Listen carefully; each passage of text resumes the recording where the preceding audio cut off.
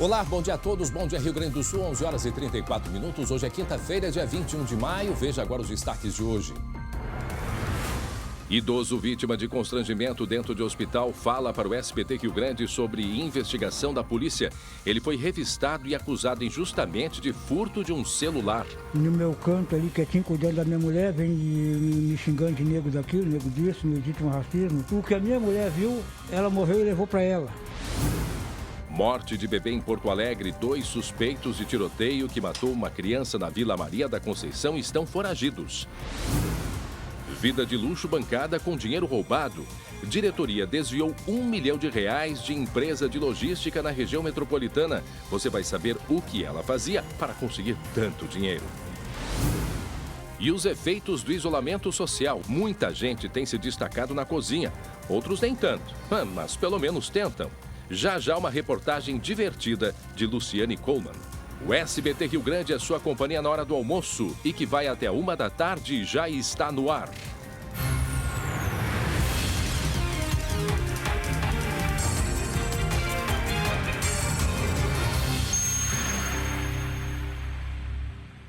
Mais um dia de pagamento do auxílio emergencial. Vamos até a redação conversar com ele, Glauco Pazza, que nos traz todos os detalhes do dia de pagamento. Hoje, dia 21 de maio. Glauco Pazza, bom dia.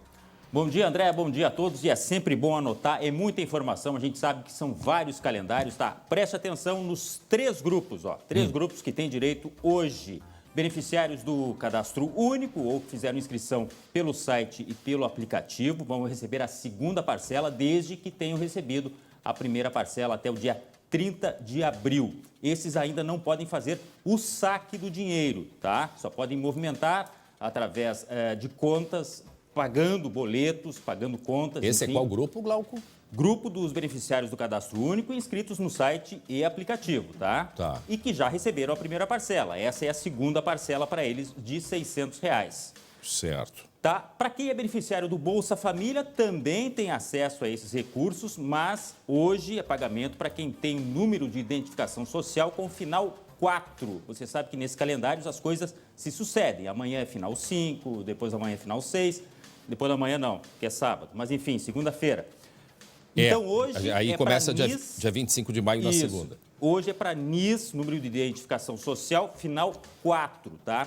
E hoje tem pagamento também da primeira parcela para aqueles que ficaram para trás, tiveram um cadastro ainda em análise durante muito tempo. Hoje vão ter acesso os nascidos no mês de março. Seria, então, a primeira parcela ainda do auxílio emergencial. Portanto, esses 3 grupos têm direito aos R$600 ao auxílio emergencial hoje à disposição. Lembrando, hein, aqueles 2 primeiros grupos, beneficiários do Cadastro Único, site, aplicativo e também da Bolsa Família, não dá para sacar.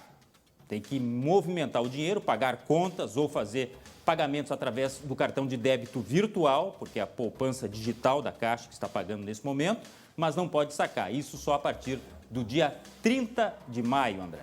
Uma série de regras, mas daqui a pouco o Glauco volta pra gente, vai explicar mais uma vez todos esses calendários. Até daqui a pouco, Glauco Pazza, 11 horas e 38 minutos. Atenção para esse recado que eu tenho para você.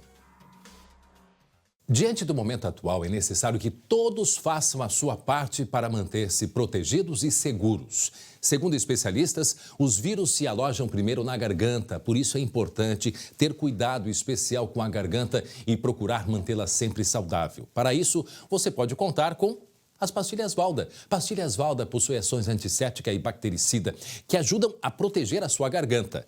Então, vejam só esse recado. Diante do momento atual, é preciso estar protegido. Pastilhas Valda, há várias gerações, vem ajudando na saúde de toda a família. Pastilhas Valda ajuda a melhorar a imunidade e traz alívio imediato na dor de garganta e tosse. Pastilhas Valda, proteção para toda a família. Viu só? Pastilhas Valda ajuda a melhorar a imunidade, evitando o contágio de alguns tipos de viroses, gripes e também resfriados. E você encontra pastilhas Valda à base de própolis, gengibre, vitamina C, timol e eucaliptol, que trazem alívio imediato na dor, irritação de garganta e tosse. Pastilhas Valda, proteção para toda a família. Você encontra a linha completa de pastilhas Valda em todo o Brasil. Já estamos de volta com o SBT Rio Grande, 11 horas e 42 minutos. Nós vamos até 1 da tarde com muita informação. Em seguida vou falar sobre os números do coronavírus no Rio Grande do Sul. Tem uma cidade aqui que não tem no Rio Grande do Sul, não tem coronavírus. A gente vai saber, né, lá em Cotiporã, o que é que eles fazem, qual é o comportamento deles lá na cidade. Nós vamos falar também, mostrar uma reportagem da Lu Coleman sobre chefes de cozinha em tempos de pandemia. Tem aqueles que se sobressaem, um sucesso. Em compensação, tem outros que, quase que colocam fogo na cozinha. Daqui a pouquinho. E ainda a Estael Cias já está aqui com a gente. Estão sabendo da chuva que está chegando? E depois da chuva, muita chuva, né? Muita chuva, Estael Cias. Pelo menos 2, 3 dias de chuva.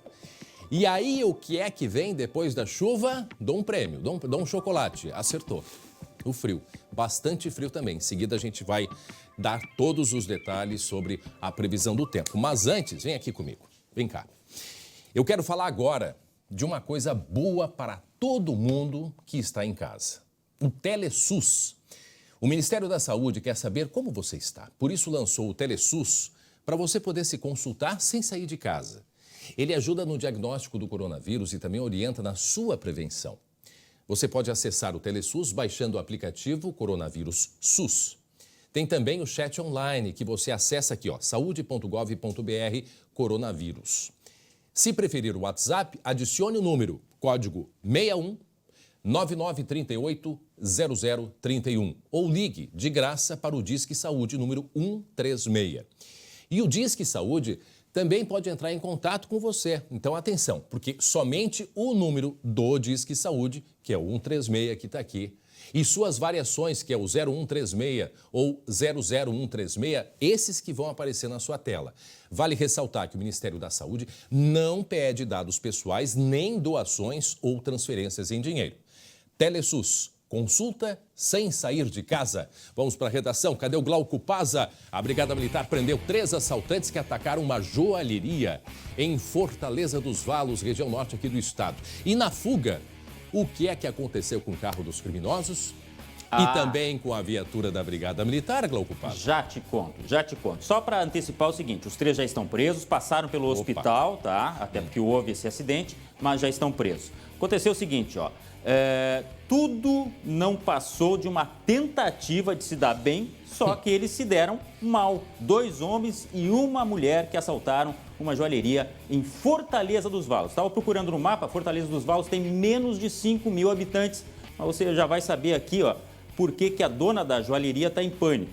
Bom, aconteceu o seguinte, eles entraram no local, roubaram tudo que podiam, tá? Joias, objetos, dinheiro, enfim, e fugiram num carro que foi avistado depois próximo à ERS 223. Foi feita uma barreira policial, eles tentaram fugir e nesta fuga o que aconteceu? Bom, eles capotaram o carro e a viatura da Brigada Militar acabou capotando também, ou seja, quase virou aí um problema a mais, inclusive, para os policiais militares. Mas todos os responsáveis por esse assalto foram pegos e o detalhe, aquilo que eu te antecipei, André, a joalheria já foi assaltada mais de uma vez em Fortaleza dos Valos.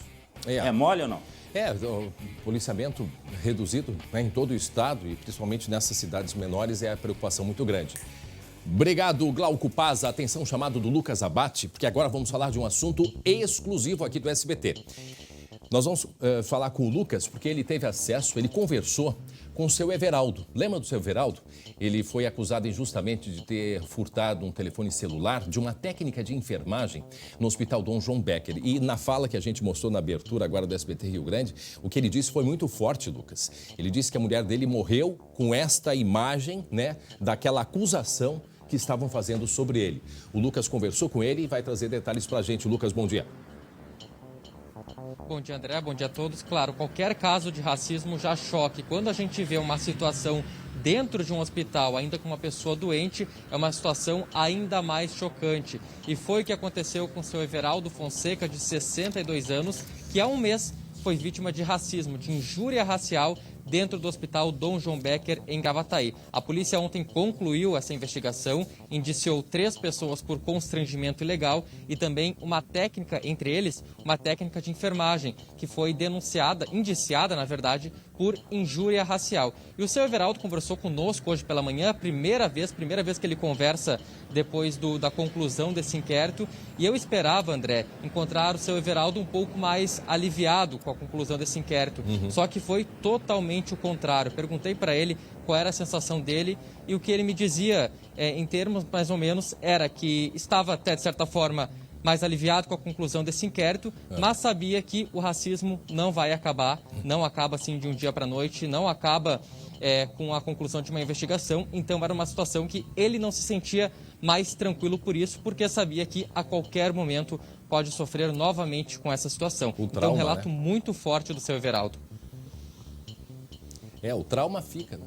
Canto ali quietinho, cuidando da minha mulher, vem me xingando de nego daquilo, nego disso, me legítimo racismo. O que a minha mulher viu, ela morreu e levou para ela.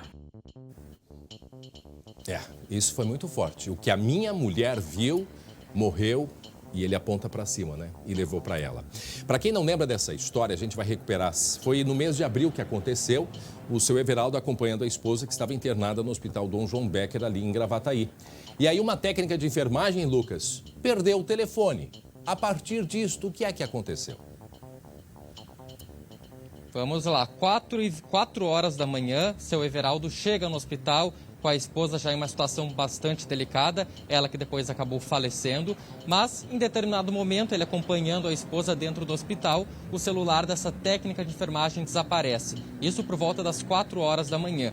O que ela faz? Ela aponta para o seu Everaldo, dizendo que ele era o suspeito, que ele teria furtado o celular dessa técnica de enfermagem. Sem qualquer tipo de perícia ali, André, eles vão diretamente, chamam um vigilante privado e começam a fazer uma revista no seu Everaldo. Não sei se a gente tem as imagens na tela aí, mas uma revista muito constrangedora, André. Dentro do hospital, chamaram ele para o corredor, mostrando ele, expondo ele até mesmo para as outras pessoas, e começam primeiro aquela revista pessoal, palpando o seu Everaldo para ver se o celular não estava, e quando não encontraram, passaram a verificar também a mochila do seu Everaldo, porque ele é vigilante, passou a madrugada toda no trabalho, voltou do trabalho e foi acompanhar a esposa no hospital. E por isso estava com essa mochila. E fizeram toda essa revista constrangedora com ele. Cada vez que a gente olha a imagem, a gente vai percebendo alguns movimentos. Primeiro eu vou mostrar aqui o que aconteceu. Para a imagem aí, para a imagem um pouquinho. Tá? Isso aqui foi um corredor, imagina. Uma pessoa que chega, trabalhou a noite inteira, a esposa doente, chega às 4 da manhã no hospital. A primeira coisa que acontece é o problema do sumiço de um telefone celular. Depois o Lucas vai dizer por que desconfiaram dele. Aí chamam um segurança, o segurança põe ele no corredor e nesta maca aqui ele levanta uma proteção e aí aparece o seu Everaldo. Tem um momento que me parece que fazem ele colocar as coisas no chão. Larga a imagem para a gente ver na sequência, porque ele tem coisas que ele largou no chão. No chão, estou acompanhando aqui a imagem. Vejam só, ele está aqui, está até com o turno de trabalho.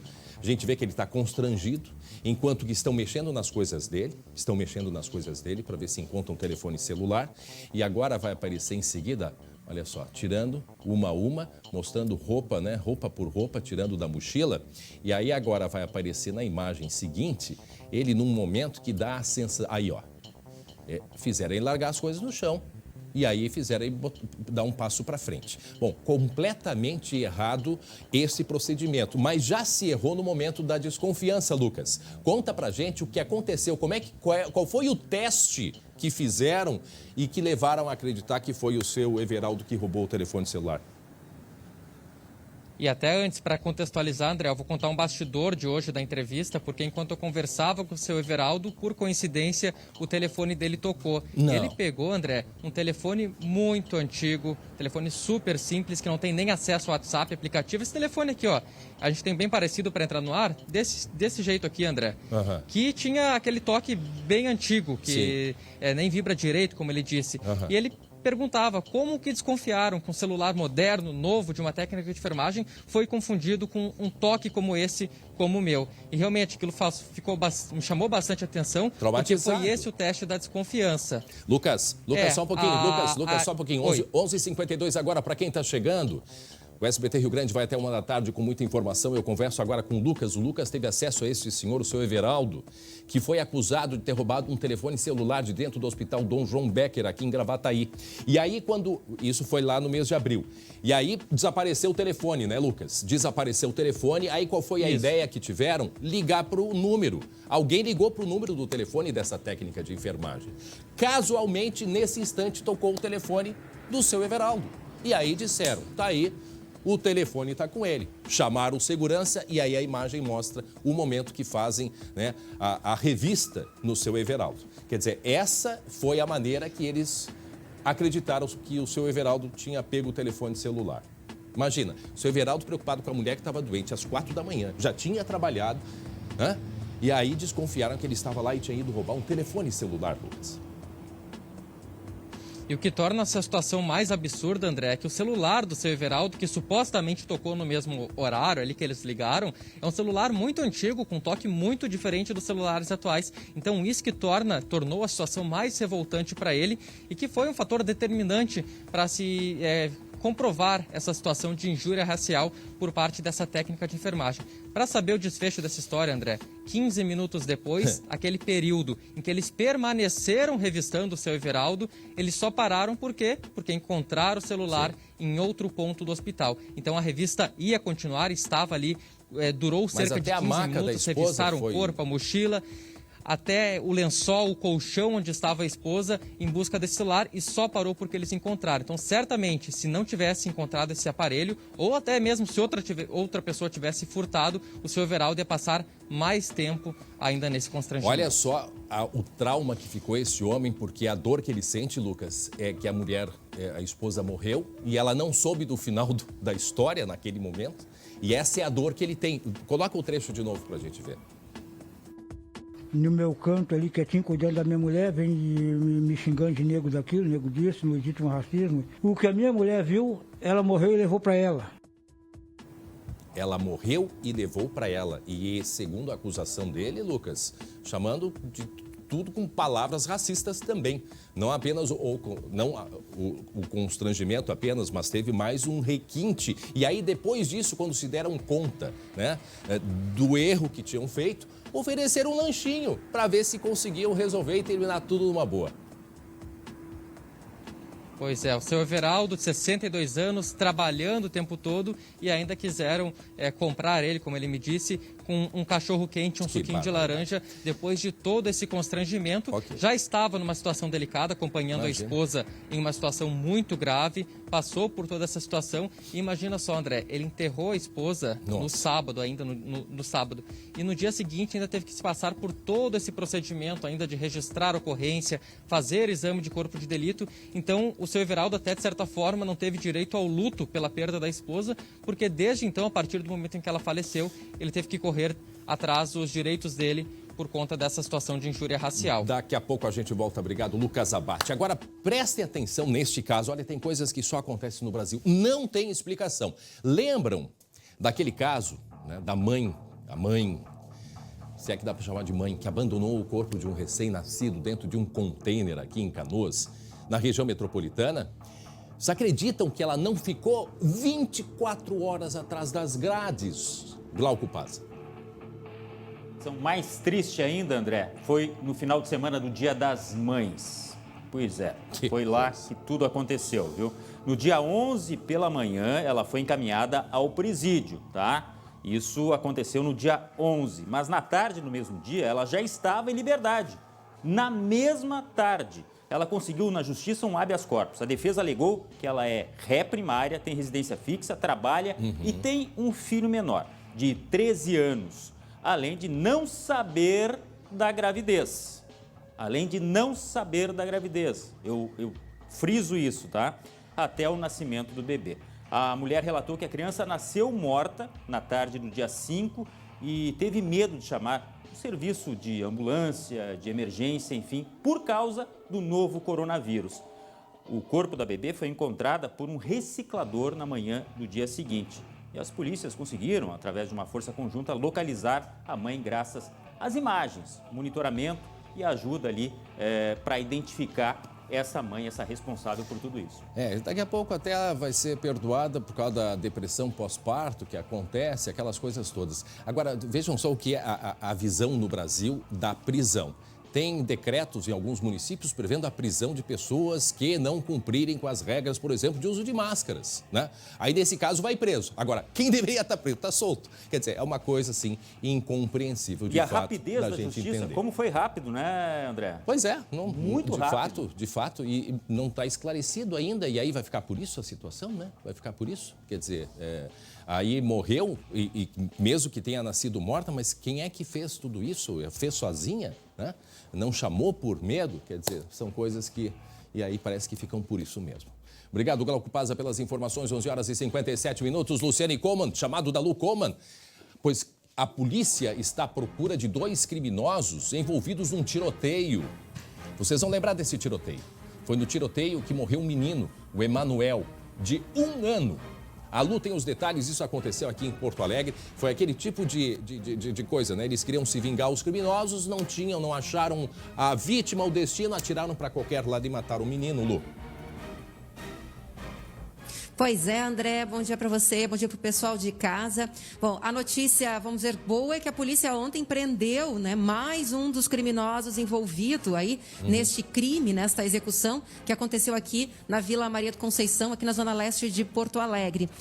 O preso foi Gilberto Rodão Bueno, de 43 anos. A polícia recebeu informação de que ele estava em Viamão, fez um cerco e conseguiu prender, então, mais este criminoso envolvido aí neste crime que aconteceu no dia 2 de fevereiro. Acho que o pessoal de casa vai lembrar, né? Tinha um pessoal conversando na calçada, ali num dos becos, na entrada ali da Vila Maria da Conceição. E aí um carro chegou, desceu um dos bandidos. Eles tinham um alvo, na verdade, né, de uma facção rival, não encontraram esse alvo. E aí a ordem era matar aleatoriamente. Eles acabaram atirando contra 5 pessoas que estavam ali na rua naquele momento, e o menino Emanuel, de 1 ano e 2 meses, né, levou 2 tiros e morreu na hora. Aqui do meu lado está o delegado Guilherme Guerra, que está à frente dessas investigações, e tem mais detalhes, viu, André? Porque a gente ainda tem 2 foragidos, né, delegado? Bom dia, quase boa tarde, a gente está ali perto do meio-dia. Quem são esses 2 foragidos, delegado? A gente tem, inclusive, as fotos desses foragidos.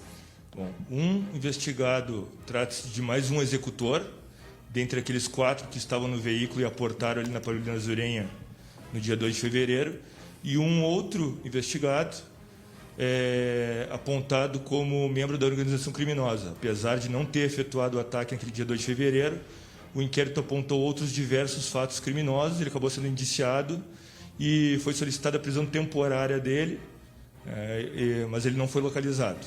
Agora, com o encerramento do inquérito, a gente solicitou também a prisão preventiva. Uri Nita, ele é conhecido como Yuri, e o outro é o... Como é que é o... Anderson da Luz Liscano. Né? Anderson da Luz Liscano, de 27 anos. Sim, Os sim. 2 têm participação nesse crime, que, como o senhor estava me dizendo, há 17 indiciados, é isso, delegado? A investigação iniciou na procura dos executores. Nós conseguimos estabelecer também, no avançar do inquérito policial, os mandantes que eram detentos, que se encontravam em mais de uma cadeia aqui no Rio Grande do Sul, bem como o elo de ligação, que era também um indivíduo que estava em liberdade, que fazia esse gerenciamento e repassava essas ordens que eram emanadas de dentro do presídio. Ou seja, as ordens vinham de dentro do presídio, e aí eles queriam tomar não só o ponto, como também roubar armas, roubar dinheiro aqui da facção rival, aqui da Vila Maria da Conceição, delegado.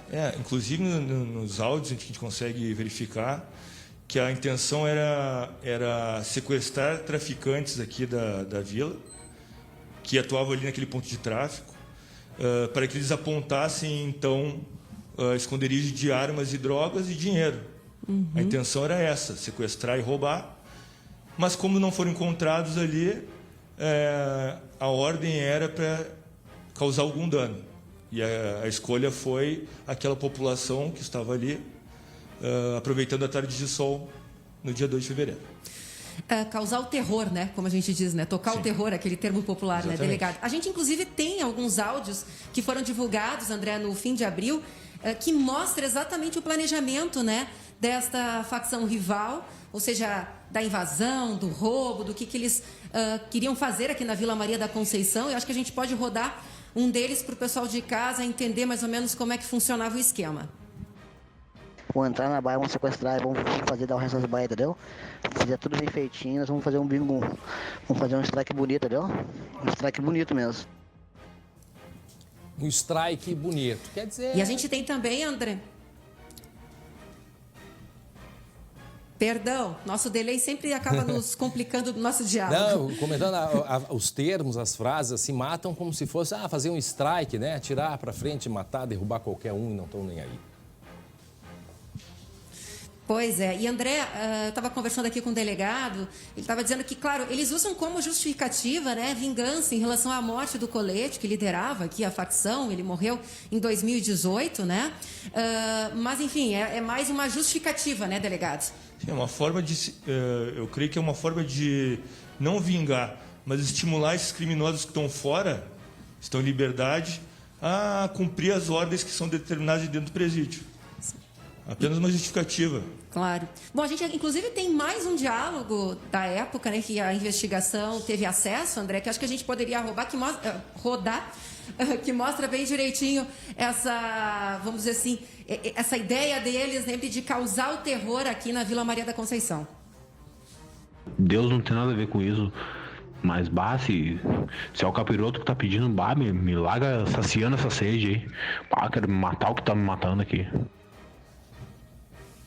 Ou seja, delegado, a gente vê que é realmente uma quadrilha que gosta de causar o pânico aqui na região, né? E queria realmente fazer um estrago. É comum, a gente percebe que eles não têm respeito pela vida e muitas vezes as ações, essas execuções, ações de homicídio, são realizadas por 100 ou 200 reais. Então, realmente... A vida não vale nada. É banal. 100, 200 reais para matar alguém. É normal, em investigação de homicídio, a gente apontar executores fazendo por esse valor ínfimo. Tá certo, então, muito obrigada pelas informações. Então, né, André, reforçando, a gente ainda tem 2 foragidos, que a polícia está atrás, teve mais um preso ontem, e a gente espera que todas essas operações deem uma freada nessa violência, né? É verdade, Lu, é verdade. Daqui a pouco a gente volta a conversar, Luciane Como, no meio-dia, 4 minutos. E olha só, para falar em violência, vamos até a redação conversar com o Glauco. Uma modelo gaúcha foi encontrada morta com marcas de tiros dentro de um apartamento do namorado. Ele, um delegado da Polícia Civil em São Bernardo do Campo, no ABC Paulista. O delegado também foi baleado e está internado em estado grave. Conta pra gente essa história aí que aconteceu ontem de manhã, né, Glauco? Pois é, André, uma história de grande repercussão, até porque o delegado, além de ser delegado, dava aulas de tiros, é conhecido por suas redes sociais, muito atuante, na defesa, inclusive, do uso de arma de fogo pelas pessoas de uma forma geral. A modelo Priscila Delgado, de 27 anos, foi encontrada morta no apartamento deste delegado, Paulo Bilinski, de 33 anos. Por coincidência, o prédio é o mesmo do ex-presidente Luiz Inácio Lula da Silva em São Bernardo do Campo. Tudo aconteceu durante uma briga do casal no 9º andar do edifício. Conforme informações, inclusive do zelador, após os tiros, que teriam sido disparados 3 tiros contra o delegado, mas outros podem ter sido disparados dentro do apartamento. A perícia está trabalhando nisso. O próprio delegado atingido desceu do 9º andar para o saguão completamente ensanguentado. Ele chegou a gravar, inclusive, uma manifestação no hospital, dizendo que depois que a modelo gaúcha tinha visto uma mensagem no celular, foi até a casa dele e teria atirado contra ele. Daí a tese da briga de casal. Nós conseguimos falar com o pai da modelo, que mora aqui no Rio Grande do Sul, mora em Parobé, e ele falou que pode ter sido uma questão de ciúme aí, mas não acredita que a modelo tenha se matado. Então, são algumas linhas de investigação que a polícia ainda está levando, ainda está seguindo, ainda está começando nos primeiros passos para este caso aí.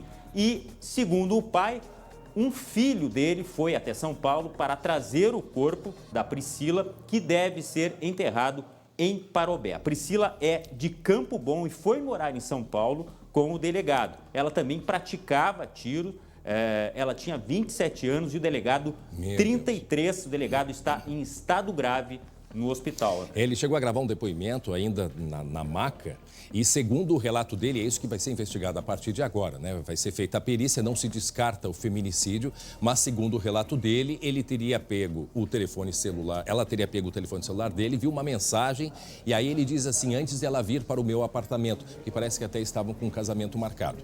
E aí, então, não se sabe se foi antes, o que seria esse antes, mas como seria uma mensagem anterior ao relacionamento deles. E aí ela ficou com ciúmes, né? De acordo com o relato dele, ele foi para o banho e ela do lado de fora, pelo relato dele, disparou 6 vezes e 3 tiros teriam acertado o delegado. Isso. E aí depois ele disse que ela se trancou no banheiro e deu um tiro contra si própria. Daí a tese que é refutada pelo pai de suicídio. As primeiras informações da perícia, pelo menos as que foram divulgadas, 6 armas de fogo foram encontradas dentro do apartamento, até porque ele é policial, né? E a perícia que vai analisar realmente quais foram os tiros disparados, de onde vieram os tiros, para ter essa certeza de como foi o crime. E instrutor, ele é conhecido, né? Nacionalmente, ele dá aulas de tiros, Instrutor, é muito atuante em redes sociais e teve inúmeras manifestações de alunos e ex-alunos em relação a esse delegado, né? O Paulo Bilinski. Inclusive estimulava, né, que era a favor do uso, da liberação do uso de armas. A gente vai continuar acompanhando esse caso aí com uma grande repercussão. Como dissemos, aconteceu em São Bernardo do Campo, em São Paulo. E em seguida a gente vai mostrar, né, uma reportagem com mais detalhes deste caso aí. A modelo, jovem modelo, infelizmente aí perdeu a vida. Não se sabe bem ainda em que circunstâncias, mas ela que é do Rio Grande do Sul. Tu falasse Campo... Ela nasceu em Campo Bom e a família reside em Parobé. E agora estava em São Paulo já há algum tempo atrás. Ela que é modelo, era modelo. Obrigado, Glauco Paz. Daqui a pouco a gente traz outros detalhes, inclusive uma reportagem mais detalhada sobre este caso aí. Muito bem, a gente volta a falar então sobre o coronavírus aqui no Rio Grande do Sul. Vamos dar uma espiada, então, como que foi o primeiro dia da reabertura do comércio aqui em Porto Alegre. Será que teve movimento, pessoal, de máscara? Na reportagem agora. A hora do cafezinho ficou mais solitária. Lanchonetes e cafeterias reabriram assim nesta quarta-feira em Porto Alegre. Poucos clientes e salões quase vazios. Aumentou um pouquinho o movimento, bem mais que ontem, dos outros dias para trás, né? Nos restaurantes, mais espaço entre as mesas. Um número reduzido de funcionários, de mesas. Nos bufês, um funcionário precisa servir os clientes. Para evitar filas, a maioria optou pelo prato feito. Prato à la carte. A gente serve os pratos e as pessoas comem. Elas vêm aqui, pagam e consomem à mesa o prato à la carte. O novo decreto permite o funcionamento do comércio e serviços, mas com a metade da capacidade e distanciamento mínimo de 2 metros entre clientes. Quanto mais cuidado cada empreendedor, cada trabalhador e cada cidadão tiver de manter a distância física entre outras pessoas, e uma higienização rígida de sabonete, de sabão, de álcool gel, mais atividades econômicas vão retornar e mais a nossa vida vai se aproximar daquele normal antigo. Centros comerciais também reabriram as portas. Nos shoppings, muito trabalho para voltar a receber consumidores. Algumas ainda precisam se preparar, tanto sob o ponto de vista de produtos também, né, porque ficou esse período fechado aí de mais de 60 dias, quanto em nível de segurança, todo o aspecto da segurança de proteção, tanto dos funcionários quanto dos clientes. Cultos e missas com até 30 pessoas estão autorizados, desde que não ultrapassem 50% da ocupação dos prédios. As academias que tinham permissão apenas para aulas individuais agora podem funcionar. Só é permitido um aluno a cada 16 metros quadrados. Esta aqui, por exemplo, vai liberar o treino de grupos de 12 pessoas, mas com regras bem rígidas de higiene. Os aparelhos devem ser limpos a cada uso. E nada de revezar equipamentos ou treinar lado a lado. O principal é essa conscientização realmente dos nossos alunos aqui dentro. O decreto ainda determina que seguirão fechadas escolas, pubs, casas noturnas, teatros e cinemas. Meio-dia, 11 minutos, vamos então atualizar o número dos casos de coronavírus no Rio Grande do Sul. Vejam o salto que deu, e esta era uma previsão, né? 4.973 casos confirmados, 161 óbitos, atingindo 239 municípios. Porto Alegre, somando 601 casos, Passo Fundo, 438, Lajeado, 380, Bento, 322 e Garibaldi, com 187. A gente vê que em recuperados já são 3.821, representando 76,9%. Ainda continua uma diferença desta tabela aqui para os números individuais, ou seja, os números que os municípios apresentam através das secretarias municipais de saúde. Eu vou dar só um exemplo. A gente vê aqui Porto Alegre com 601 casos, né? 601. Eu olho aqui, né, no Facebook da Prefeitura, são casos confirmados 897. Então, de 601 para 897. Vejam que há uma diferença. Segundo as informações que se tem, a ideia é fazer com que o governo do estado, ele aceite as confirmações feitas em laboratórios, porque existe um processo que tem que passar pelo laboratório central do estado. Enfim, há essa diferença, e esta diferença que a Secretaria Estadual da Saúde trabalha para que não tenha, né, tanta diferença assim, porque esse número ele é importante justamente para a gente ter uma noção da evolução do número de casos confirmados nos municípios do Rio Grande do Sul. Portanto, 4.973 casos confirmados. E em meio ao avanço da pandemia do novo coronavírus, municípios gaúchos que ainda não tiveram casos positivos reforçam os cuidados. Iniciativas simples aliadas à união dos moradores têm feito toda a diferença. O ritmo calmo de Cotiporã na Serra não mudou por causa do coronavírus. Mas a consciência da população sobre o problema, essa sim, está diferente. Eu chego em casa, eu já me higienizo as mãos, tiro a máscara, troco toda a roupa. Com 3.800 habitantes, Cotiporã teve até agora 10 casos suspeitos, todos negativos. Mas manter o município afastado do vírus é uma tarefa nada fácil. Até porque é difícil restringir as viagens para cidades vizinhas, como Bento Gonçalves, que tem cerca de 300 casos e é um polo de serviços para os moradores daqui. Para as empresas, o desafio é ainda maior. A produção desse frigorífico abastece todo o estado. No retorno, os funcionários passam por uma higienização completa. Além disso, foram instalados sistemas de ventilação e, no refeitório, divisórias evitam o contato direto entre os funcionários. Quando a gente sai, a gente está ali com a luva, com álcool gel, né? A gente procura manter uma certa distância. Todos esses cuidados são observados também nas ruas, com o uso de máscara, pouca circulação nas calçadas, o isolamento de áreas públicas e até carro de som. Lavar as mãos frequentemente por 20 segundos com água e sabão ou higienizá-las com álcool em gel. A prefeitura segue somente com expediente interno. Até a linha de transporte intermunicipal teve as viagens diárias reduzidas para apenas 2 vezes por semana.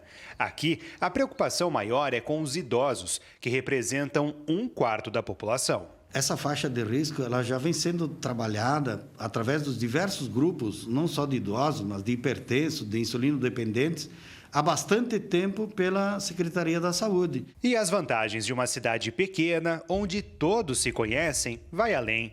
O espírito comunitário faz a diferença.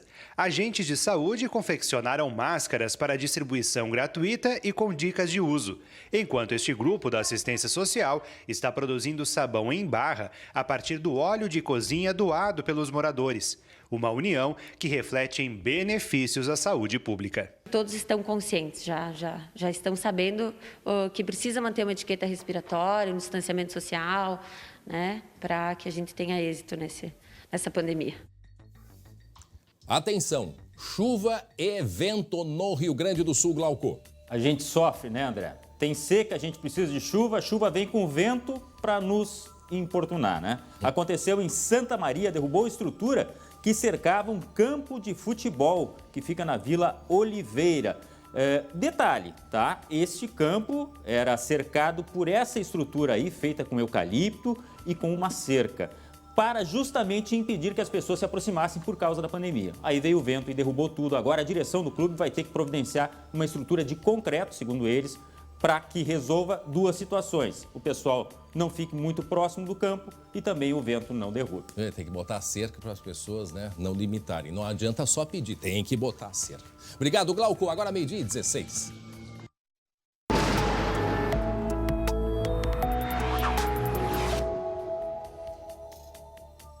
E Estael Cias já chega e já trazendo na bagagem a chuva e o vento também. Estael, boa tarde. Boa tarde para quem está em casa. O cenário é de alerta, o cenário é sério, é preocupante e a gente sai realmente de um quadro de estiagem severa. Diferenças, né? Exatamente, são os extremos, né? E já choveu forte, por enquanto a chuva avançou pelo oeste, pela Jaguarão, metade sul. Jaguarão, região que choveu bastante também. Por enquanto os maiores acumulados ficaram ali entre Quaraí e Alegrete, na faixa de 80 a 90 milímetros. Jaguarão um pouco menos, 60, 70 milímetros. A chuva recém está começando, porque nós temos um período que vai aí durante toda a sexta-feira, durante todo o sábado e ainda em parte, pelo menos na madrugada e manhã do domingo. Então são 3 dias aí de chuva volumosa. Em geral, a chuva ela vai ganhar força e vai ficar mais abrangente na sexta e no sábado. Só que o interessante, André, é que haverá pulsos de chuva muito forte. Então haverá momentos de chuva torrencial e no final das contas devemos ter grandes acumulados no estado. Tem risco de alagamento quando a chuva vem muito forte, assim como é para vir, Estael? Pode ter alagamento. Tem risco de vários transtornos. Apesar do nível dos rios até agora estarem muito baixos, há risco de transbordamentos de rios e arroios. Áreas urbanas, sim, podem ter alagamentos, porque como haverá momentos de chuva muito forte, como aconteceu agora há pouco em Uruguaiana, em 1 hora choveu 44 milímetros, em 1 hora, 44 litros por metro quadrado. Então, áreas urbanizadas realmente não dão conta de escoar toda essa água. Muito asfalto, né? Então tem risco de alagamentos em áreas urbanas e áreas do interior do estado, onde também chove bastante. A previsão é de risco de alagamentos e também de transbordamentos de arroios. E em regiões da serra, a chuva excessiva também pode provocar queda de barreiras. Então, regiões de 500, 800 metros podem ter aí a água infiltrando e deixando o solo encharcado e com esse efeito também. Então, esse risco de deslizamentos ele é maior entre a sexta e o sábado, na medida em que a chuva vai ficar mais persistente. Temos imagens aqui da chuva lá em Jaguarão, temos a imagem de satélite, a animação da imagem de satélite que mostra como que evoluiu as nuvens carregadas hoje pela manhã. A gente vai colocar aqui daqui a pouco a animação isso aqui é a imagem de satélite. Essas áreas coloridas mostram as nuvens mais carregadas. Aqui está Porto Alegre, porque muita gente perguntando quando é que chega em Porto Alegre. Então aqui, Uruguaiana, região de Dom Pedrito, Jaguarão. Então foram as áreas, por enquanto, mais afetadas. Vejam que o norte do estado ainda não teve chuva, região metropolitana ainda não, litoral ainda não. Mas da tarde para a noite isso vai acontecer, porque toda essa instabilidade vai se espalhar pelo Rio Grande do Sul. E quando começar a chover, depois não para mais, porque aí vai ser uma chuva persistente constante e prolongada. Então, a gente não vai ter aqueles períodos de chuva e aí dá uma estiagem, como a gente diz. A gente deve ter essa água constantemente caindo. Constante, e o que muda é a intensidade. Momentos de chuva forte, a torrencial vai acabar acontecendo aí durante todo o sábado e durante a sexta-feira também. E risco de temporal, Estael. A gente viu que teve vento na região central do estado. Como é que está a situação aqui para a região metropolitana? Tem risco de temporais. Essa frente fria avança após um período de aquecimento. Então, risco de vendavais, como aconteceu na região central em Santa Maria, ainda existe para as próximas horas. Isso aqui em Uruguaiana, Estael, a gente já pode ter uma noção da água batendo. Chuva e olha só, forte. trovoadas, né? O barulho a gente consegue ver que é chuva forte, chuva pesada. As imagens do Rindate, que monitora raios, mostra alta incidência de raios em toda a metade oeste do sul do estado. E quando há presença de raios, é um indicativo de que há risco de temporais. Então, tem risco de tempestades hoje à tarde, à noite. Amanhã ainda há risco desses temporais. Teve muito granizo em parte da Argentina, no norte da Argentina. Pode ter granizo também no Rio Grande do Sul. Então, é chuva volumosa, risco de tempestades e os transtornos como consequência. Alagamentos, risco de transbordamentos de rios e arroios. O que a gente sempre fala, eu gosto de falar sempre, cada um conhece bem a sua região, sabe aquela região que costuma alagar, que costuma ter transtornos. Então, evitar essas áreas, né, André? Na medida em que a chuva vai evoluindo, vai acontecendo com forte intensidade, muita gente está em isolamento, mas muitas pessoas têm que sair de casa, têm que continuar com as suas atividades. Então, procurar ter cuidado nessas regiões. Vamos colocar aqui um mapa de previsão de chuva, para a gente falar de volume de precipitação. Semana passada, a gente teve chuva volumosa lá em Santiago, foram 150, 170 milímetros no centro do estado. E a projeção aí para os próximos dias, somando A chuva de hoje, de sexta, de sábado e parte de domingo pode levar aí volumes acima de 200 milímetros. Aqui a projeção para hoje à tarde. A chuva começou desde cedo em Uruguaiana, como a gente já acompanhou. Santa Maria, a chuva avançou agora no final, mais no final da madrugada e ao longo do turno da manhã. Pelotas também com tempo fechado e chuva. Aqui a região metropolitana, né? e a Vale. Serra, exatamente. Antes da chegada da chuva, a temperatura sobe, está abafado lá fora. Então, até a chuva avançar e alcançar toda a Grande Porto Alegre, a temperatura ainda sobe porque estamos sob a influência de uma massa de ar quente em toda a faixa norte. Veja só, Caxias do Sul com previsão de 23 graus e mesmo Cambará do Sul, naquela região de maior altitude, a temperatura também chega aos 21. Nessas regiões aqui, da tarde para a noite, tem risco de chuva forte e também de temporais. 200 milímetros, para a gente ter uma noção, isso são 20 centímetros, né, de chuva. Sim. E isso, num pouco espaço de tempo, isso é chuva de um mês ou até Chuva mais? de um mês, chuva de um mês em 2, 3 dias. Algumas regiões é mais até do que a chuva de um mês. Então, realmente é um volume excessivo, essa é a palavra, um volume excessivo de chuva no curto espaço de tempo e as consequências acabam sendo os alagamentos, esse risco de enchente em algumas áreas. Bom, a gente tem uma projeção para Porto Alegre, que a gente deve ter, então, essa chuva seguindo aí pelos próximos 3 dias, até sábado deve estar chovendo Até aqui em domingo Porto Alegre. pela manhã. Domingo aqui? Até domingo pela manhã. Aqui a previsão, nós devemos ter na madrugada ainda pancadas de chuva, mas boa parte do dia com sol e nuvens durante o domingo. Mas vejam só que de tempo chuvoso na sexta e no sábado, volumes aqui na Grande Porto Alegre acima de 80 a 100 milímetros, e por isso há risco de transtornos. Vejam a temperatura em declínio. E aí o frio. E o frio intenso, porque aqui, claro, região metropolitana, a temperatura não cai tanto ainda, mas no interior e principalmente em trechos de serra, eu alertaria o sábado e domingo com baixa sensação térmica. A tarde de sábado muito fria, em termos de sensação, combinando o vento, a chuva e a temperatura, umidade, né? A sensação do sábado pode baixar de 5 graus em algumas áreas de altitude, como região de Passo Fundo, região de Caxias do Sul, região da Serra. Então, frio intenso, úmido no sábado, no domingo frio intenso, associado a tempo seco. Na segunda a gente atualiza tudo contigo. Com certeza. Até lá, obrigado, Esther. Bom fim de semana. Agora a gente tem as notícias do esporte, meio-dia e 23 minutos.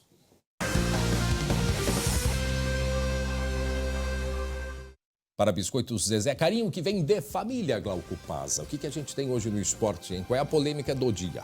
Dia de muita tensão lá pelos lados do Beira-Rio, André. Pois é, sem futebol, sem bola rolando, não tem decisão alguma de campeonato, mas é um clima mais ou menos parecido. Aquela roeção de unhas, sabe? Que não sabe pode... que tem no final de... hoje vai ter também. Só que em relação ao Conselho Deliberativo, eu explico bem. Ó, o ex-presidente Vitório Pífero e o ex-vice de Finanças, Pedro Afatato, foram expulsos do clube, tá, pelo Comitê de Ética, por gestão temerária. 2015 e 2016, a gestão do clube, ano em 2016, aliás, que o Internacional foi rebaixado, este comitê avaliou várias irregularidades financeiras. Uma investigação que envolveu também o Ministério Público. A infração chegaria a cerca de 13 milhões de reais de recursos desviados, mal conduzidos, enfim.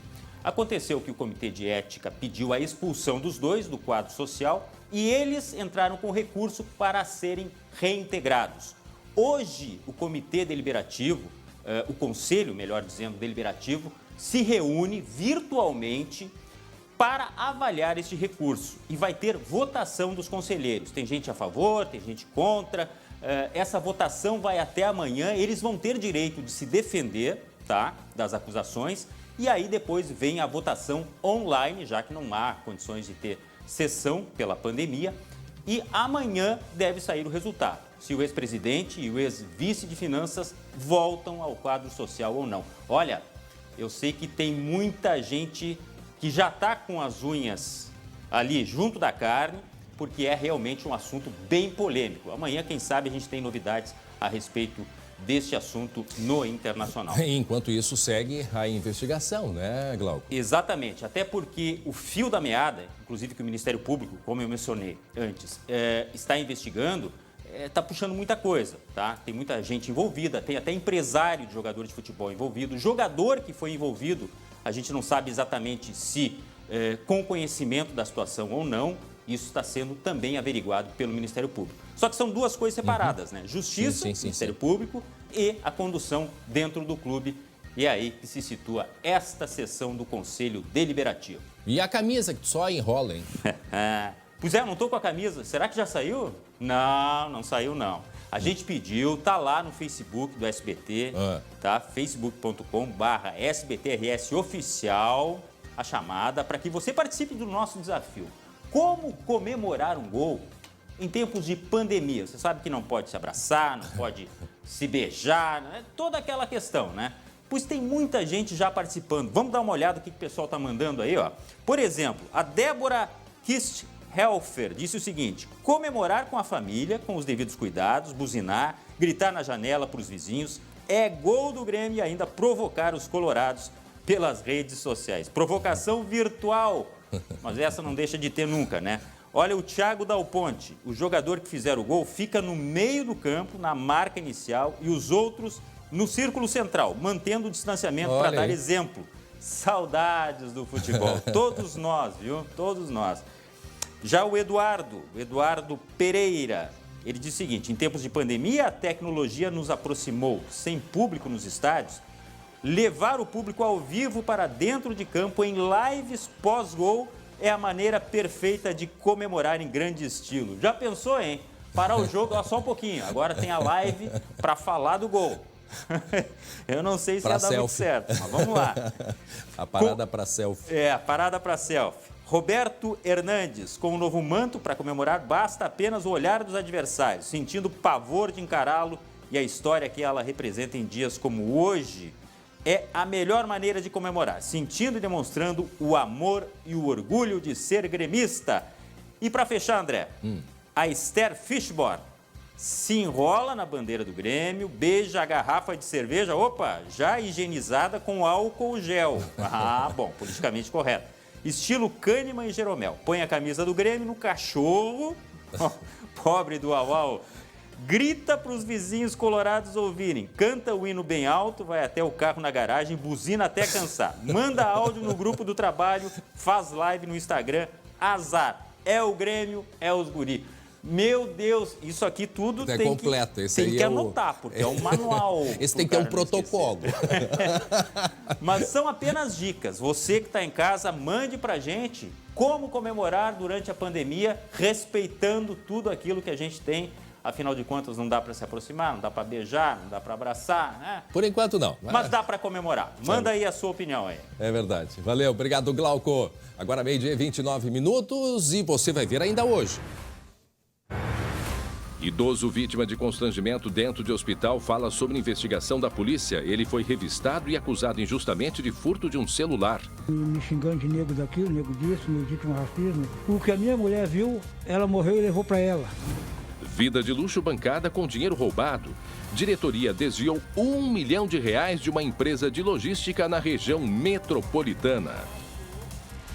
E os efeitos do isolamento social. Muita gente tem se destacado na cozinha, outros nem tanto, mas pelo menos tentam.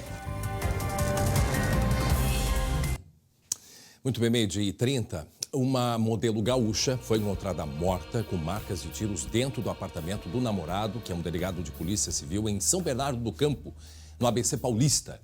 O delegado também foi baleado e está internado em estado grave. A gente te conta a história em detalhes agora.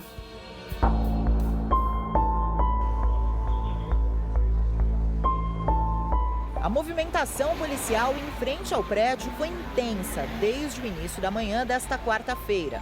Um entra-e-sai de investigadores e peritos. A modelo Priscila Delgado, de 27 anos, foi encontrada morta no apartamento de Paulo Bilinski, de 33. O delegado também foi baleado 3 vezes. Tudo aconteceu durante uma briga do casal no 9º andar do edifício. A gente escutou alguns barulhos, pensando que era alguma coisa da obra aqui do lado. E aí logo na sequência o zelador me mandou uma mensagem falando para eu descer, que tinha acontecido algo com o delegado, né? Ele mesmo acionou o elevador, ele desceu do 9º andar até o hall social e abriu a porta do elevador e parou por ali. Apesar da gravidade dos ferimentos, Paulo estava consciente. No hospital, gravou um vídeo contando a sua versão sobre o crime. Ontem, Priscila, minha namorada, viu uma mensagem de antes dela ir para minha casa. Hoje de manhã, quando eu saí do banho, ela deu 6 tiros em mim. Depois um tiro nela mesma. Priscila nasceu em Campo Bom, interior do Rio Grande do Sul. Por telefone, conversamos com o pai dela. Pelo que eu sei, iam casar, né? Ela nunca teve contato com armamento, coisa assim, né? Na minha casa, nunca teve contato com arma nenhuma. Aí o Paulo estava incentivando, ensinando ela, tudo, né? Priscila aparece ao lado de uma metralhadora na última foto publicada em uma rede social. Além de delegado, Paulo é instrutor de tiro e professor de cursos preparatórios para a Polícia Civil. Na internet, sempre defendeu o porte de armas para segurança pessoal aos milhares de seguidores que o acompanham. Apenas os exames de balística vão esclarecer o que de fato aconteceu dentro do apartamento. A arma particular do delegado, uma pistola 9mm, foi apreendida pela perícia. O pai de Priscila acredita que a mensagem da ex-namorada de Paulo pode ter motivado a briga. Ela era uma guria assim, bastante, como podia, ciumenta, né? Ela era bastante ciumenta. Mas duvida que a modelo tenha cometido suicídio. Pela forma que dizem que ela recebeu um tiro no peito, e a pessoa acha que quando se suicida, acho que não no peito, que ela conta pelo que o pessoal comenta, né? Glauco Paza. Pois é, história, hein?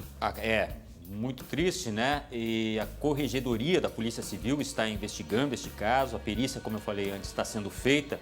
Vários estojos de calibre 9mm foram encontrados e, como eu disse, 6 armas de fogo dentro do apartamento. A polícia trabalha ainda com a hipótese de ter cometido suicídio essa modelo, o que é contestado, como a gente viu, inclusive, pelo pai da modelo, gaúcha. E o filho dele, do pai, o irmão, no caso, da Priscila, está em São Paulo para providenciar no translado do corpo para o Rio Grande do Sul. Mas, por enquanto, não se tem informação de como vai ser o velório, o enterro. Em momentos como este, né, que a gente está atravessando de pandemia, a ideia é que se faça uma cerimônia muito rápida, inclusive. Ela já morava há um certo tempo em São Paulo, junto com o delegado, tá? E como a gente viu aí, praticava também tiro. E, segundo o pai, isso pode ter motivado, a questão do ciúme pode ter motivado os tiros e, quem sabe, aí essa briga do casal dentro do apartamento. Ele explica ali, quando ele está na maca, né, ele fala isso, ele dá o relato dele, a versão dele, que ela teria acessado o telefone dele, ter visto alguma mensagem que seria anterior ao relacionamento deles, né? O que ele dá a entender é isso. E aí, então, ele teria ido para o banho. E, a partir disso, ela atirou 6 vezes, 3 tiros acertaram nele, né? E depois ela teria atirado contra o próprio corpo. E ele, vejam que ele foi para o elevador e desceu, né? Ele mesmo foi pedir ajuda, mas lá no saguão do prédio que ele conseguiu ajuda. E aí foi encaminhado imediatamente para o hospital. A polícia não descarta, inclusive, ouvir amigas da Priscila para ver o comportamento dela, a questão do ciúme, a questão de ser um crime passional. A Priscila, como modelo, muito bonita, foi soberana de uma festa aqui em Parobé e há um certo tempo estava já envolvida com o delegado. Então, justamente para tentar fechar, né? Essa quantidade de informações para chegar... feminicídio, né? Chegar a um denominador, tá? Mas... o ponto de partida foi o suicídio. Os tiros disparados por ela e depois o suicídio cometido dentro do banheiro. Não, e tem algumas curiosidades, alguns fatos nisso tudo, né? Primeiro que ele era muito conhecido, é muito conhecido nessa divulgação e estímulo ao incentivo ao uso de armas e a cursos, tanto é que, segundo o pai da Priscila, ele queria que ela começasse a lidar, mexer com armas, e tem fotos dela, inclusive, como a gente mostrou. E então isso chamou muita atenção porque ele tem uma repercussão muito grande nas redes sociais, estimulando e falando a técnicas de tiros e tudo mais. E chamou atenção também, André, o próprio depoimento dele, né? Em estado grave, no hospital, um tratamento intensivo, e mesmo assim gravou aquele vídeo que a gente conferiu. E a outra informação de um edifício de propriedade, tem um apartamento do ex-presidente Lula, né? Nesse prédio, porque isso é em São Bernardo do Campo, né? Exatamente, no ABC Paulista, né? Tá aí a foto dela, que coisa triste. Nasceu em Campo Bom. E os pais moram, né? O pai mora em Parobé. A gente vai ouvir mais uma vez o depoimento do delegado. Preste atenção. Ontem, Priscila, minha namorada, vi uma mensagem de antes dela ir para minha casa. Hoje de manhã, quando eu saí do banho, ela deu 6 tiros em mim. Depois um tiro nela mesma. Eu estou em estado grave, vou passar por cirurgia.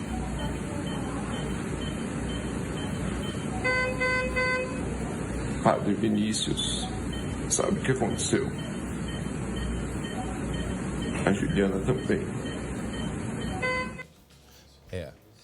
Padre Vinícius, ele fala ali no final. São ingredientes também que a polícia está levando em conta, Padre Vinícius e Juliana. São dois personagens citados aí pelo delegado, que certamente o conhecem, né, e podem ter acesso a alguma informação que a gente, por exemplo, não sabe. Então a polícia já deve ter posse do que essas duas pessoas sabem a respeito do caso, né, para desvendar essa situação. Mas chamou atenção, realmente, André. Ele em estado grave aí no hospital e gravou esse depoimento. E aí ele só tem uma frase dele que ele diz assim, antes dela ir para casa. Então a gente não sabe se foi antes do relacionamento deles ou se alguma mensagem antes do fato dela ter ido para casa dele naquele dia, no dia anterior, algo assim, né? Também deve ser esclarecido. Enfim, estamos acompanhando esse caso aí. Obrigado, Glauco Paza. E atenção, Lucas Abate, chamado Lucas Abate. Se é chamado do Lucas, teve operação de polícia, certamente. E teve na região metropolitana, Lucas Abate. O que houve? Pois é, André, uma mulher que levava uma vida de luxo, mas à custa de golpes. Os golpes que eram praticados contra a empresa que ela trabalhava, ela era diretora financeira. Como é que funcionava, André? Ela era responsável pela emissão dos boletos para pagamento. E o que ela fazia? Ela emitia o boleto todo certinho, com os dados certos da empresa, só que lá no final, aquela linha do código de barras e os números, ela alterava e esse valor caía diretamente para uma conta dela. Aqui ao meu lado está o delegado Mário Souza, que vai dar mais detalhes sobre essa investigação. Delegado, quanto que se sabe até o momento que ela conseguiu desviar de dinheiro com base nesse golpe? Boa tarde a todos. A Operação Parasita, deflagrada hoje pela Polícia Civil, foi uma investigação da Delegacia de Esteio, coordenada pela delegada Luciane Bertoletti. E o que nós temos é um esquema criminoso organizado, né, onde uma pessoa que é suspeita de fazer um desvio de mais de R$1 milhão em dinheiro, fora o prejuízo causado, que ultrapassa 2 milhões, pelo menos, ela organizou um esquema dentro da empresa, que é uma empresa que presta serviço para outras empresas, e se utilizando do seu cargo de diretoria, segundo as investigações até o momento, ela fazia esse esquema para desviar, desfalcar valores. E, ao fim e ao cabo, a parte prática foi exatamente o que tu falou no início aqui da nossa conversa. Para executar isso aí, é muito difícil tu questionares uma cobrança, uma emissão de pagamento de um diretor financeiro. E era tudo aparentemente perfeito, mas havia esse detalhe técnico. A linha digitável era de outro documento. E aí esse desvio, segundo as investigações, foi sendo feito e foi para outras 13 contas que ela possuía. O que nós levantamos até o momento são 600 itens que foram adquiridos provavelmente com esses valores. Dentre eles tem inclusive 21 veículos, 2 estão sequestrados e 4 imóveis, 2 imóveis também estão sequestrados. Tem algumas coisas, né, que estão sendo apuradas, nós estamos ainda tendo ordens sendo cumpridas, foram 7 ordens judiciais em 4 cidades, em Cidreira, Sapiranga, Canoas e Sapucaia do Sul. Uma investigação um pouco diferente, um crime diferente, porque também não é aquela lavagem de dinheiro que advém do tráfico ou do roubo, ela advém de situação financeira, de desfalque, de crime financeiro. Quase aquela ideia que nós falamos do crime de colarinho branco. Então causa um grande prejuízo financeiro à empresa e às pessoas que lá trabalham. A gente vê na imagem ali uma arma, né, potente. Isso ela tinha na casa dela também?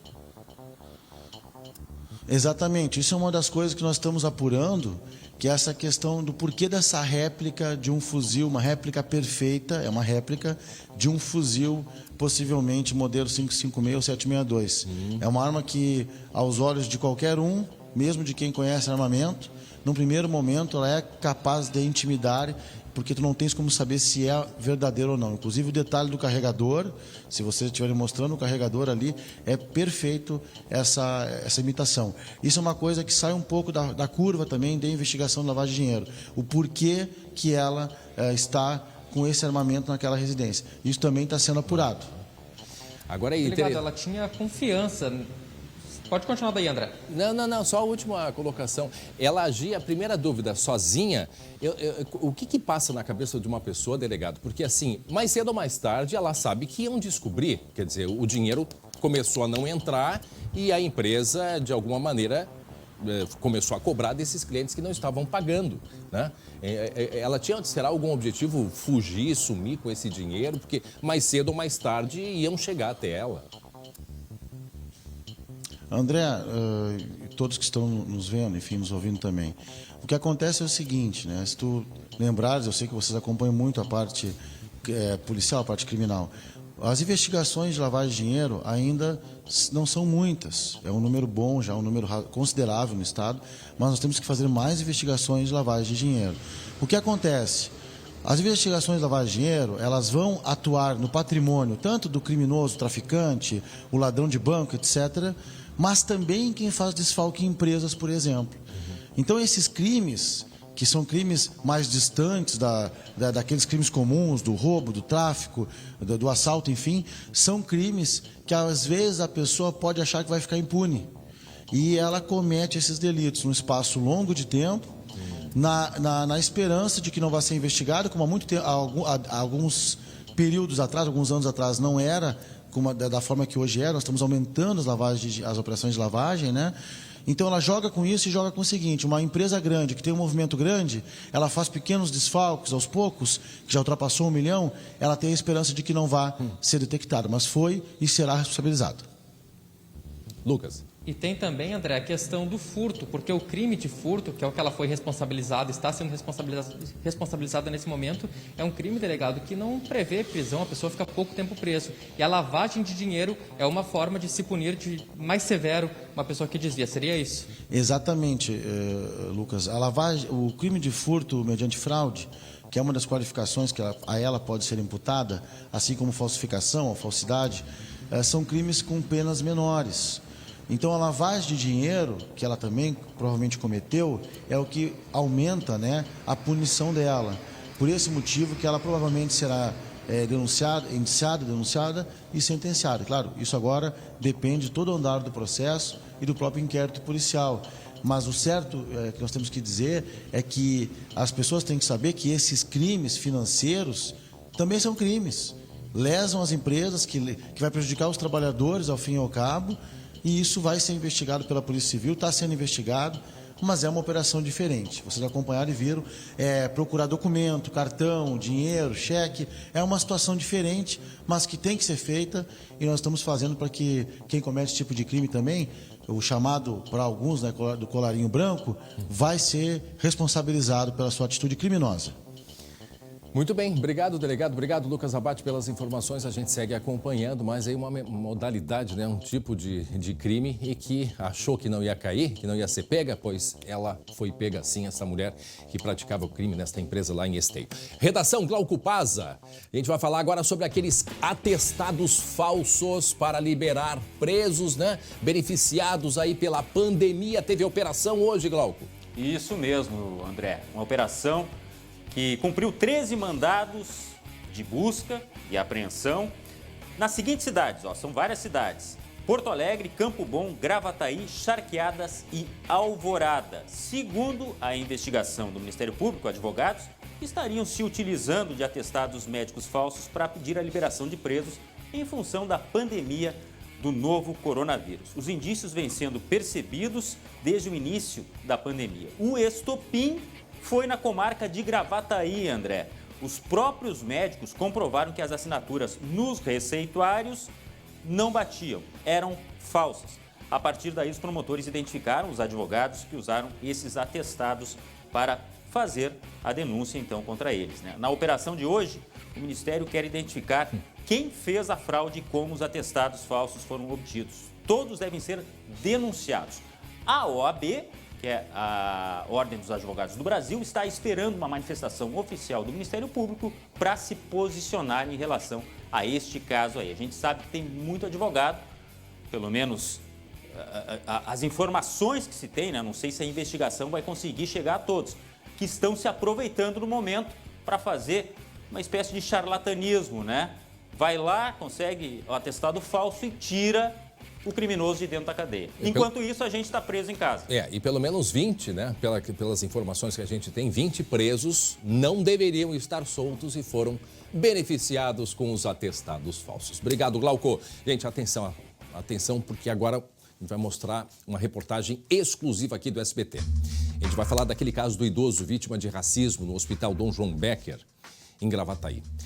A polícia indiciou 3 funcionários que foram afastados pelo hospital. E o seu Everaldo falou pela primeira vez sobre este caso, desde que o inquérito foi concluído, e relatou detalhes revoltantes daquele dia. Ele relatou tudo isto ao repórter Lucas Abate. Acompanhe. Os momentos de humilhação dentro do hospital ainda estão vivos na memória do seu Everaldo. Estou com 62 anos. Se eu durasse mais 50 anos, 62, acho que eu não ia ver uma coisa dessas aí. Eu era um nada ali pra eles, um nada. Apenas um ladrão, um negro. Uma técnica de enfermagem acusou Everaldo de furtar um celular.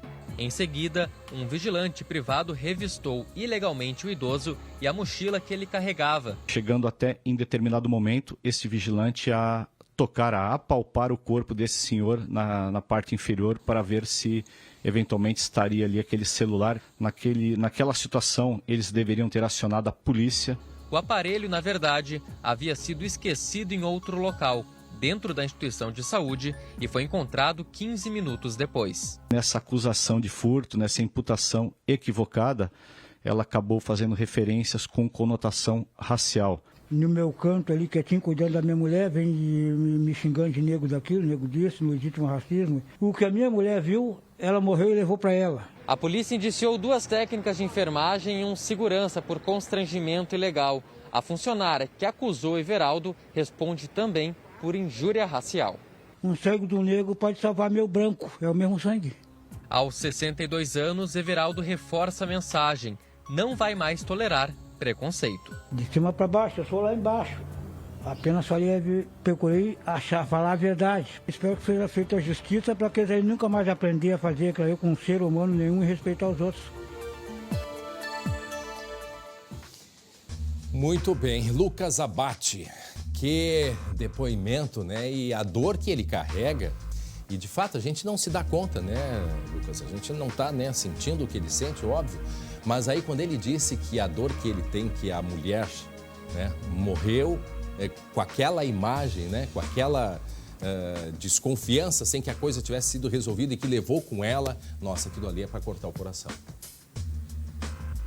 Pois é, André, um depoimento duro, mas necessário do seu Everaldo para destacar uma situação tão grave na nossa sociedade, que é o racismo, que é a injúria racial, e ainda bem que a polícia conseguiu agir, conseguiu provar esse crime grave de injúria racial e indiciou essa técnica de enfermagem que acusou o seu Everaldo injustamente de furtar um aparelho celular dentro do Hospital Dom João Becker. Mas, André, ao mesmo tempo que ele está mais tranquilo com essa conclusão, ele não está aliviado, porque ele sabe que o racismo não vai acabar por aí e é como ele até mesmo disse, ele vai viver mais 50, mais 62 anos, vai passar por situações de racismo, mas como essa, André, ele acha difícil porque foi muita humilhação, como nas palavras dele. Não, e assim, ó, trabalhou a madrugada inteira, foi às 4 da manhã com a esposa que estava mal, né, levando para o hospital, preocupado com ela. E aí, uma técnica de enfermagem perde um telefone e coloca a culpa nele. Aí vem um segurança que não poderia fazer isso. Colocam ele nesse constrangimento, apalpando para ver se tinha escondido o que dentro da cueca. E olha só o constrangimento dele. Parece aquela cena de aeroporto, às vezes, quando a gente vai passar no raio-x e aí o fiscal, né, o policial manda abrir a bagagem para a gente mostrar o que está de errado, né? Parece uma cena como essa, só que foi feita em cima de uma maca, enquanto que a esposa dele estava passando mal. Quer dizer, absurdo total. E André, eu já fui pelo menos umas 3, 4 vezes ao Hospital Dom João Becker, em frente ao hospital, desde que esse caso aconteceu.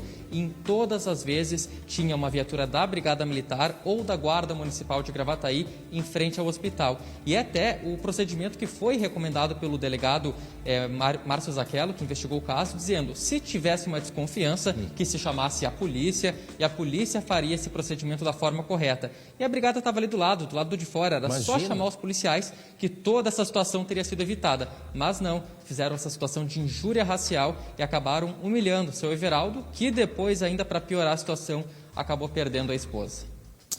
Muito bem, obrigado Lucas, que conversou, uma entrevista exclusiva com o seu Everaldo aí, passando por todo esse constrangimento. Muito bem, cadê a Luciane Coleman? Mais um dia de pagamento do auxílio emergencial. Mas afinal, quem tem direito ao auxílio emergencial não é a Lu Coleman? É que eu já falei ontem, a gente não para aqui, correndo, eu faço até exercício, viu? Tem problema, André. Eu estou fazendo exercício, que eu corro para lá e para cá, a notícia aqui não para. Então agora, daqui a pouco é com a Lu, mas agora é com o Glauco Paza, as informações do auxílio emergencial, Glauco. Pois é, André, hoje tem pagamento de mais uma parcela do auxílio emergencial. Fique ligado aí, quem tem direito, os informais nascidos em março ou abril do Cadastro Único, ou também inscritos pelo site e pelo aplicativo, mais os beneficiários do Bolsa Família com final 4 do NIS, que é o número de identificação social.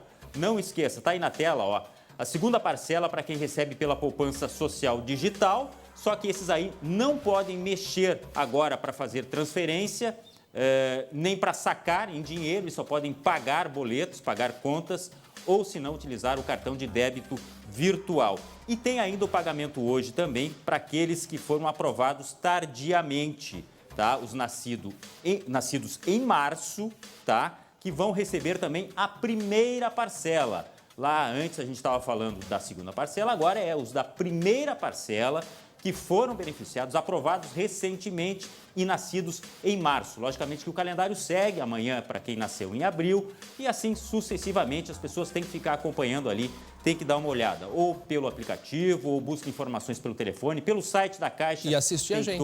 Isso mesmo. E assistir a gente, que tem todas as informações. O reflexo disso, André, o bom reflexo, as filas diminuíram muito, as pessoas já estão mais inteiradas de como funciona, embora isso tenha que ter um acompanhamento permanente. A gente aqui, eu anoto tudo, porque a gente se atrapalha realmente, né?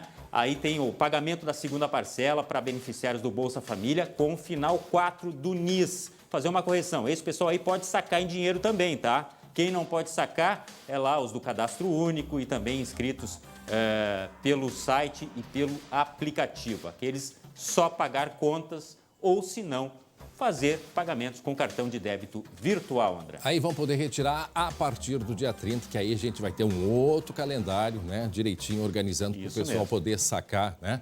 Sacar em espécie. E hoje, às 1h30, a gente vai ter uma live, né? A famosa live, uma transmissão ao vivo no Facebook.